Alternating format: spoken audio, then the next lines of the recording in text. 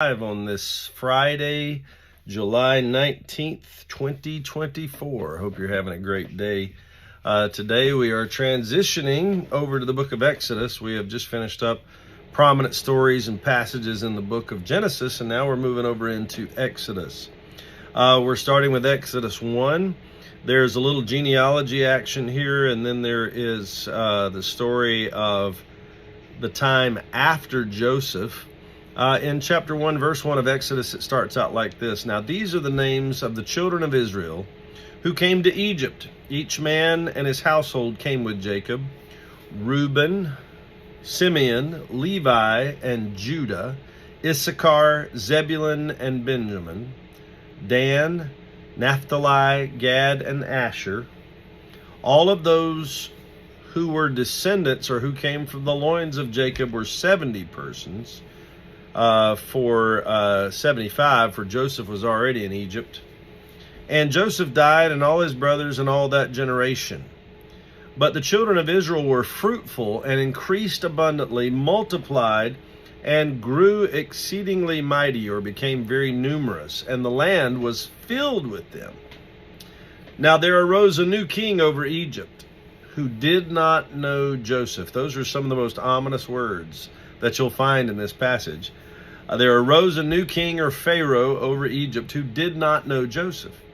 And he said to his people, "Look, the people of the children of Israel are more and mightier than we.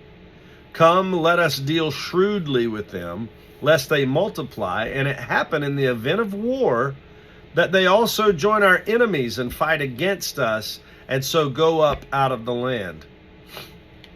He didn't want them to leave, but he also didn't want them to have any political power.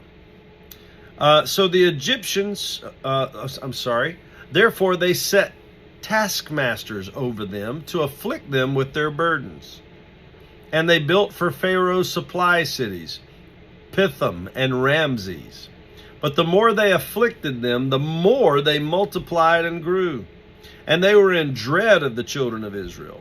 So the Egyptians made the children of Israel serve with rigor, or harshness. And they made their lives bitter with hard bondage, in mortar, in brick, and in all manner of service in the field. All their service in which they made them serve was with rigor, or with harshness. Then the king of Egypt spoke to the Hebrew midwives, of whom the name of one was Shiphrah, and the other was Puah.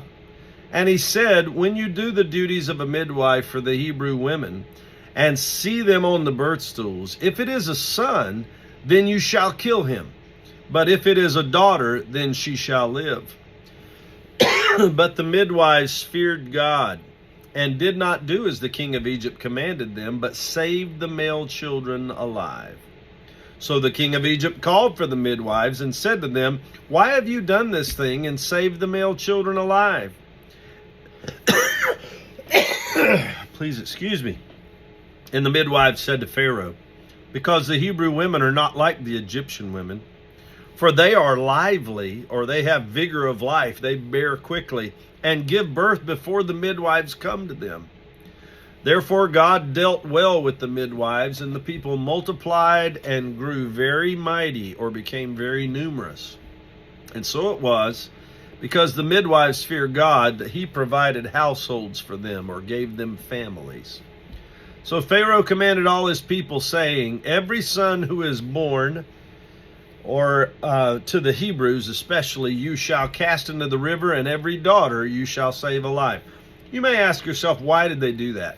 Why did they want to kill all the baby boys that the Hebrews had?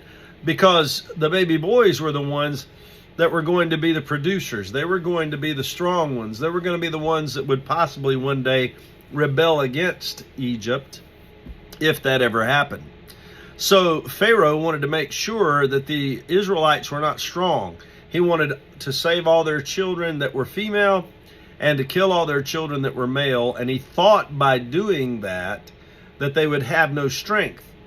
But God was looking out for them, and the midwives feared God, and the midwives didn't kill the baby boys. Now, there were some that were killed because the soldiers and the families around them probably turned them in and maybe killed them themselves. But we're seeing here that this is the setup for the next saga, if you will, in the Bible, and that is the saga of Moses. Now, we'll talk more about Moses on Monday and the beginning of his life, but this transition, this turn, if you will. Now, the children of Israel were in Egypt a total of about 400 years. And the first few hundred years, they had prosperity, they grew, they even outnumbered the Egyptians until a king or a pharaoh that knew not Joseph came into power. And when that happened, Joseph's influence and the thankfulness for Joseph came to an end. Sometimes things happen. Sometimes your circumstances change. Sometimes the people that you had favor with are no longer in power, and you have to figure out how to continue on without that favor. It's not the favor of man that's important. It's the favor of God. And when you have the favor of God, you can succeed and prosper and flourish whether people like it or not. And that's the word for today. Thank you to all of you who have logged on with us. I have pre-recorded this because I have to get to an appointment at 5 o'clock today, but I hope this blessed you. It's a blessing to me to bring it to you each and every day, Sunday through Friday. We'll not be here tomorrow, but we'll be back Sunday afternoon with Live at 5, and I hope you have a wonderful weekend. Spend some time with God every day in the Word of God and prayer. It's the best thing you'll do all day, and it will bless your soul. Please know we love you and we're praying for you, and I look forward to seeing each of you again Sunday morning for worship service. Come by in person if you're able, 2211 West A Street here in Kannapolis, or watch us right back here online for Live at 5 and morning worship service at 10.